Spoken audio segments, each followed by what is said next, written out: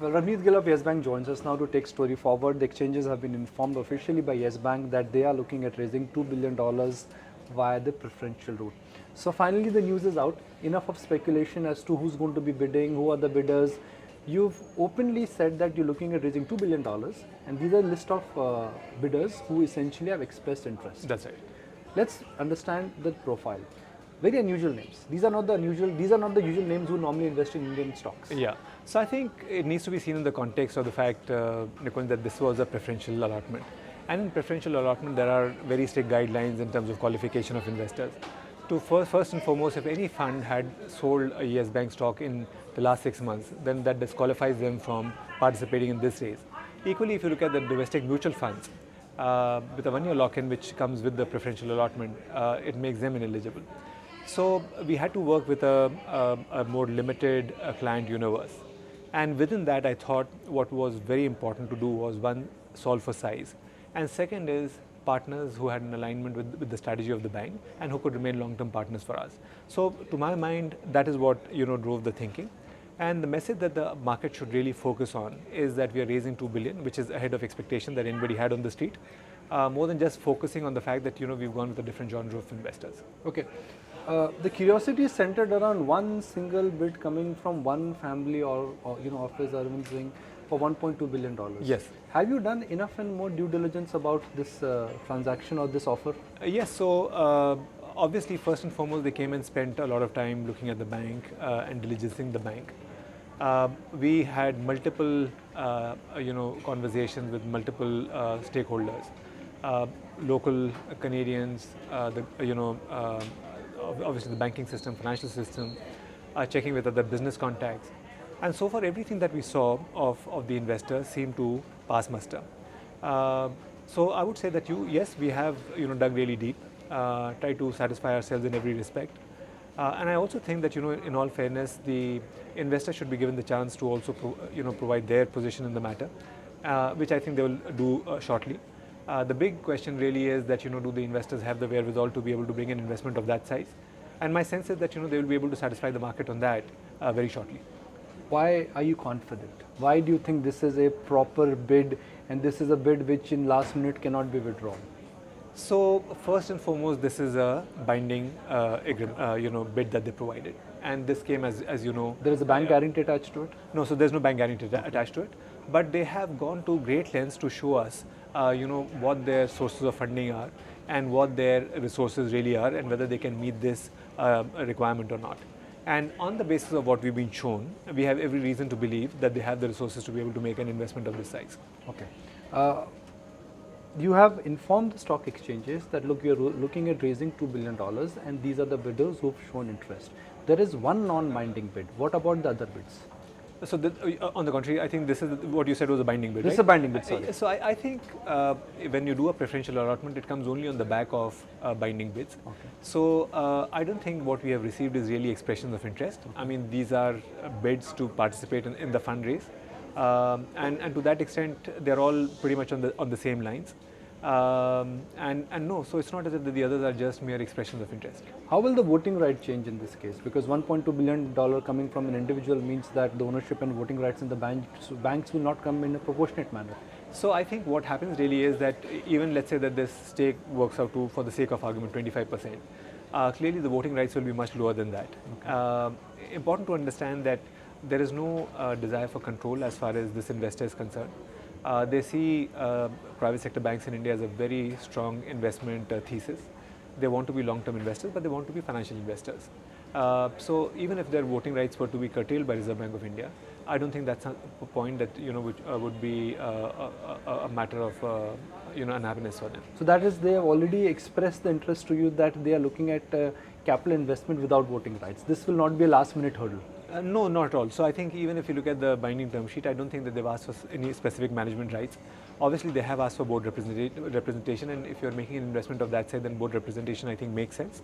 But are they looking for any management rights or any control functions as far as the board is concerned? I don't think so at all. Okay. What is the next step now? You will have to go to RBI to take the permission, or that permission is already in the bag? No. So obviously the board had to first consider these term sheets.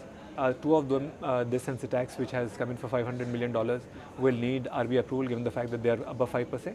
And we now plan to take both these bids to the regulator for their approval. As per your release, the binding bid has an expiry date till 30th of December, which means you have 1 month, approximately 1 month to get the RBI approval and then go ahead with the capital raise. What about year-end holidays? I thought Canadians and Americans, they go on year-end holidays, Christmas.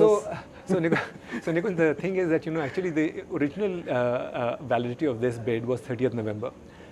Given the fact that no final decision was taken in yesterday's board meeting with regard to this particular bid, they went ahead and extended the bid till 31st December. I think it's not a question of when the transaction actually occurs. I think for them the validity had relevance only to the point that when does the board accept it or not accept it. So let's say that on the 10th when the board meets and decides to go ahead with this particular offer, then that will deem to be acceptance, in which case the 31st December then becomes irrelevant.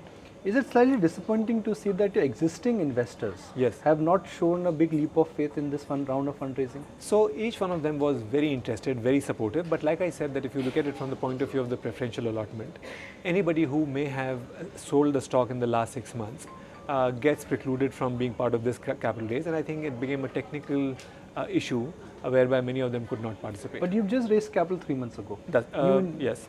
New institutional investors have come in.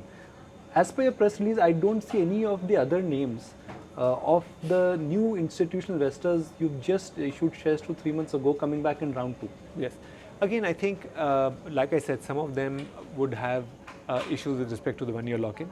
Okay. Second is, the way to interpret this capital raise really is, one, the amount, which is 2 billion, which is significant. Second is that as per the SEBI pricing formula, these investors are coming in at a price which is above market, so they're paying a premium to the market. And the third is that they have a 1-year lock-in. Now, if you put these 3 factors together, it makes it a very unique investment proposition. But most of all, I think, is a big validation in terms of the faith that these investors have in the bank. You're calling it faith, but some market men would say this too big to be true. Too big to be true.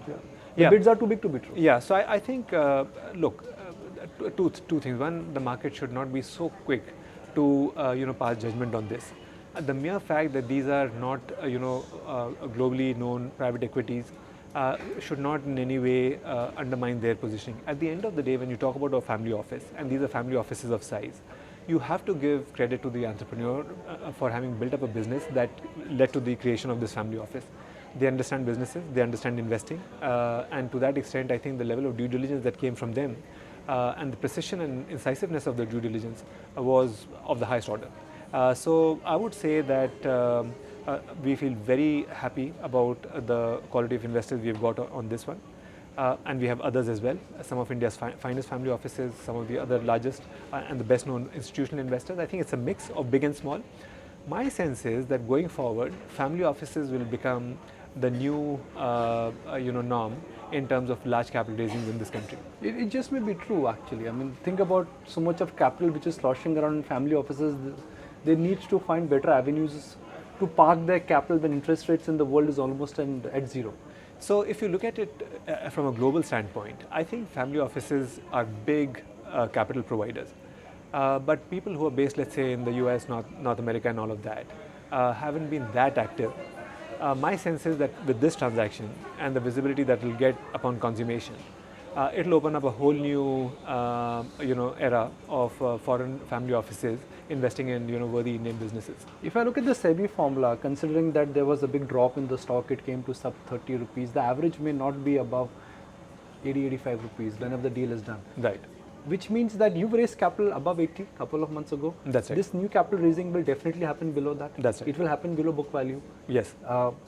For existing shareholders, if you're raising capital below book value, it is not a good idea. So let's look at it from the lens only of existing shareholders. The first and foremost, I think each of them will agree that one of the reasons why the bank is trading at a discount is because the market's view is that it needs more capital. And the moment that capital comes, I think you will see the pickup in valuation as well. That is number one.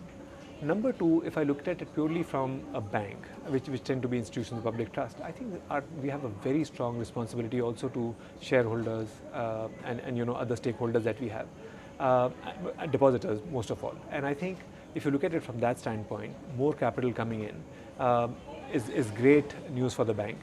should change the narrative around Yes Bank. And I think then you will see it starting to trade at a multiple like a private bank in this country should. For last couple of quarters when we've spoken, you've said, look, I'm trying to protect my capital because I don't have capital. That's right. $2 billion comes in, what happens to your growth? What happens to your credit cycle? What happens to your lending? The way I look at it, I think we have hit the bottom in terms of our economic macros. And from here, we can clearly see that there will be a pickup. I think the government will be very proactive in terms of their policy initiatives. I think we have a very enlightened and a very supportive regulator. Between the two of them, I think they will turn the economy around very quickly. At the end of the day, if you look at global economies where there is a supply side constraint, it can be addressed. But where there is a demand issue that cannot be addressed, India does not have an issue with regard to demand.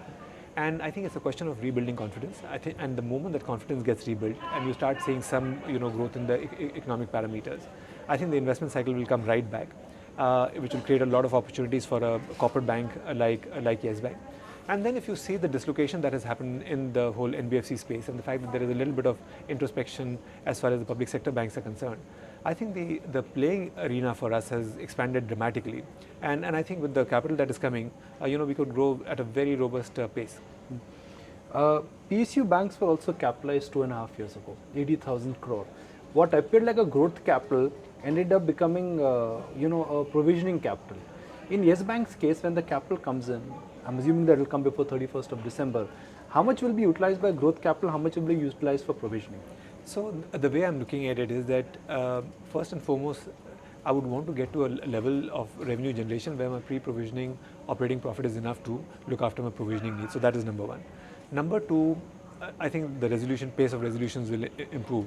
So we saw what's happened with Z. We have seen, with what is happening with DHFL. A lot of these recoveries will happen, write-backs will happen, which will enable me to, fatten my provisioning buffers.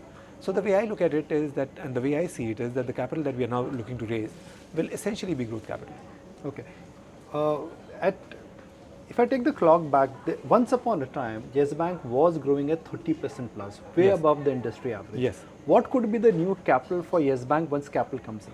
The new growth rates, I think that if I looked at the new growth rate, I think the 30s and 40% are history. I don't think we, will be looking to emulate any of that. What we need to be very mindful of is that as the economy recovers, our initial growth has to be very calibrated. Second is if we have a strategy which is trying to be all things to all people, I think we will not make headway. So we will want to continue to build more granular businesses, more flow businesses without moving away from the strengths that we have had historically. But equally, I think everybody talks about the growth of a bank in the concept in the context of assets. I would also like to define Yes Bank's future growth in the context of liabilities. I would want to build a much stronger liability base. I would want to build a more retail and a more granular liability base. We need more stability and we need cheaper cost of funding. Okay. Your first round of capital helped you survive. Now you are reviving. When will you flourish? So I think once the 2 billion comes in, I think it will put all questions around the uncertainty around Yes Bank to rest. The team remains very focused. I think we have an excellent bunch of people. We have very good systems, very good products, great technology. The client relationships are absolutely second to none. So my sense is that the organization is already primed for growth. It's just a question that once there is fuel in the tank, I think we should be running at full speed. Couple of closing comments or closing questions. First, the reason why Yes Bank has suffered is because the brand is good, but there were problems in the process. Yes. So even if there is fuel in the tank, if there is a leakage in the tank, yes, the fuel in the tank is going to go waste. Yes. What are you doing to fix the processes where Yes Bank has really slipped? So I think right up front, we said that is the piece that we will address first, which is the whole control, governance, back office. What have you done to fix it? So I think we have changed a lot of policies. We have brought in lots of controls. We worked very closely with the regulator in terms of what changes they would have wanted us to incorporate. But more importantly, I think we've brought in more new leadership into those areas who come with a new mindset. Because at the end of the day, you can have the best policies, but it's about the people who implement them. So I think the mindset, the culture shift that needed to happen, and the changes at the senior leadership level that we need to make, we made all of those. And my sense is that going forward, you will hopefully pick that up from the broader community as well as from the regulator, that Yes Bank is making rapid strides in that respect. Yes Bank was a retail bank, but they were also aggressive in the infrastructure space. Yes. You did not shy away from, at least the previous management did not shy away from giving loans to the infrastructure sector. Now would you be focusing on retail growth and little bit of corporate growth, or you will go back to your original aggressive DNA of lending? So I think clearly the path forward for Yes Bank is about balance. So we would want a very good, solid, strong balance between wholesale and retail. But even if we look at the wholesale business, the structured finance business for which Yes Bank was known is not the only part of the wholesale business. At the end of the day, you also have transaction bank. Now the interesting thing is that you have all the client relationships. You are a disproportionately large lender to many of them. So to be able to get the transaction banking businesses and the flow businesses becomes that much easier, and that's what we are really focusing on. The other side of it is retail. If you see our retail book, which has been historically a little underinvested, but a very high quality book. I mean, it compares with the best in the business. I think we will want to grow that. And given what has happened in the whole NBFC space, I think the opportunities to be able to grow there rapidly while picking and choosing your spots and being very mindful about risk, I think those opportunities are unprecedented right now. So just to wrap it up, we started with capital raising. Let's end the discussion with that. Never say never. That's what they say in stock markets. I know you got a binding bid. You're confident that you got commitment from some large family offices and individual investors. What could go wrong? So at this point in time, if you define the relationship between the investors and the bank, unlikely that there's something that may potentially fall by the wayside. So $1.2 billion from this individual investor is coming. 800 from other names which you've shared is coming. $2 billion in December is coming. So it depends when we have the EGM. So which we will decide on very quickly. So do I see the amounts that have been committed coming? I do see them coming. Obviously, in two of the cases, we will need prior Reserve Bank of India approval, given the fact that the stakes will be more than 5%. So I would say that it's for the regulator to make that call, and we would not even want to start speculating about what the regulator's view on the matter is. But my sense is that by and large, the whole system would be more geared towards making sure that Yes Bank gets enough capital and gets it sooner than later. What has been your communication on fundraising with the regulator last? So we have had a very close dialogue with them. We've kept them posted with regard to what our plans were. Even when we made the public the binding term sheet that we received, and which was because it was unpublished price sensitive information, we took them into confidence on that, and subsequently we've regularly kept them updated about how the capital raising process has gone. We will provide them an update in the coming week as well, now that the board meeting has been done with yesterday. So yes, so we've kept them closely involved. They are obviously very eager to see the additional capital coming into Yes Bank, and Yes Bank getting back into a strong lending mode. What could be the outer limit for this transaction in terms of the timeline? So I think once we have the EGM and if we have the regulatory approvals in the meantime, I would say that early January should be the outside timeline for this. So FY21 could be dramatically different for Yes Bank. I think it will be dramatically different for Yes Bank in many different ways. I think the overall economic environment would have improved a lot. I think the overall trust deficit that exists in financial services today could have got restored significantly. And I believe that if you look at global financial services, a well-capitalized private sector bank, probably in India, probably represents the best investment opportunity. A lot of bankers I've met, they don't have a very bright view of the economy. They have a rather dim view of economy, and they are very averse to risk. You may raise capital, but if you don't lend, which others are not lending, how will you be different? So clearly, when you raise capital, I think with that comes a lot of responsibility, Nikunj. I don't think that we will chase risk. We will chase growth at all costs. If it means that for some time we are idling and we are growing in a very deliberate, calibrated fashion, then so be it. I'm really not driven by whether we're growing at 10%, 12%, 15 or 25%. We will match our growth based on the market opportunity and how well we can manage the risk that comes with that. So if we have to, in the foreseeable future, grow at a slightly slower rate, I'm perfectly comfortable with that. So typically how banks move is that when they raise capital, return ratios, they collapse. Because you raise capital, you start deploying the capital comes back again. That's right. So for next 6 months, should we ignore all the basic ratios of Yes Bank? So I think I would preface that with one thing. So I think, like you rightly said, every time you raise capital, your return on equity will come down. So maybe a better way to judge banks in terms of efficiency, etc., is to see ROA. That's number one. Number two is that do bear in mind that if capital comes in let's say early January or late December, then that's the quarter in which you will start to see growth.